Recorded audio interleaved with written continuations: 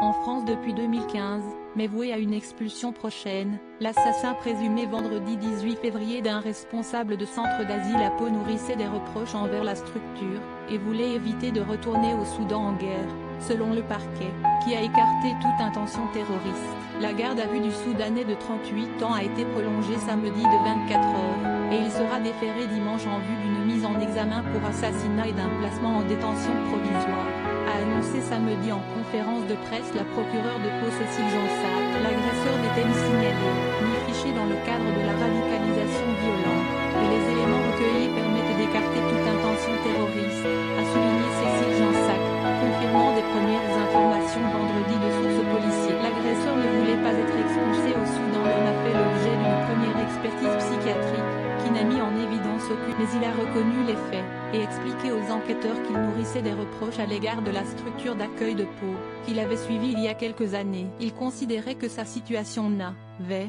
pas été correctement traitée.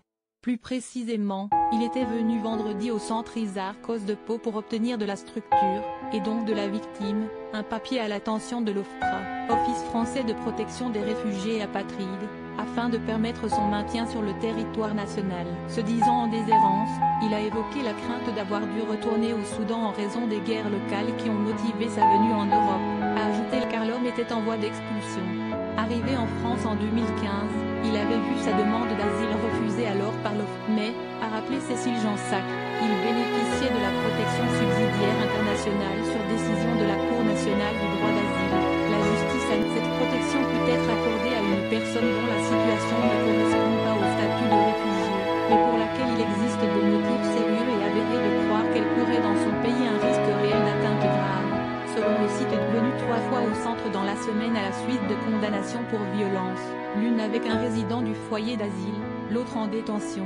Le Soudanais a séjourné en prison de janvier 2017 à août 2010 et l'autorisation provisoire de séjour dont il bénéficiait légalement en sortie de prison au regard de son statut de protection internationale lui valait un titre jusqu'au 9 novembre 2020, a précisé Cécile Jansac. Après quoi, à 2 reprises il a été convoqué par l'OFPRA pour la suppression de son statut de protection suite aux condamnations pénales, a détaillé. Il ne s'est pas rendu à ces convocations, la dernière en décembre. Au lieu de quoi, il est revenu vendredi vers 10h30, son 3e passage cette semaine, a-t-il dit, dans les locaux administratifs du CADA, centre d'accueil pour demandeurs d'asile. A priori le chef de service asile l'a invité à sortir, à tout le moins pour des raisons sanitaires, mais l'homme l'a suivi dans une très vite. Des employés du centre ont entendu des cris, alerté la police, et ont découvert leur collègue. Ils ont maîtrisé l'agresseur au niveau des bras, avec beaucoup de courage, a insisté Cécile Jansac, et l'ont maintenu dans un bureau jusqu'à ce que la police l'interpelle, sans résister. La droite et l'extrême droit s'emparent de l'agression. La victime de 46 ans, père de 2 enfants, est mort de ses blessures. 13 plaies ont été recensées, environ 1 heure plus tard. Chef du pôle asile du CADA depuis 6 ans, travailleur social expérimenté selon son directeur Elias Philippe, il savait gérer des situations délicates et difficiles. Migrants afghans, droit amoindri, danger accru. L'agression de Pau a donné lieu à des appels, venus d'extrême droite et d'une partie de la droite, à un moratoire sur l'immigration. Jordan Bardella, FN, au retour de la double peine par l'expulsion immédiate d'un étranger condamné. Bruno Retailleau, LR. Le ministre de l'Intérieur Gérald Darmanin, venu vendredi à Pau, a appelé à ce qu'on ne met. Il est normal que la République applique des règles, et tout à fait normal que la République soit fidèle à la vocation de la France d'accueillir des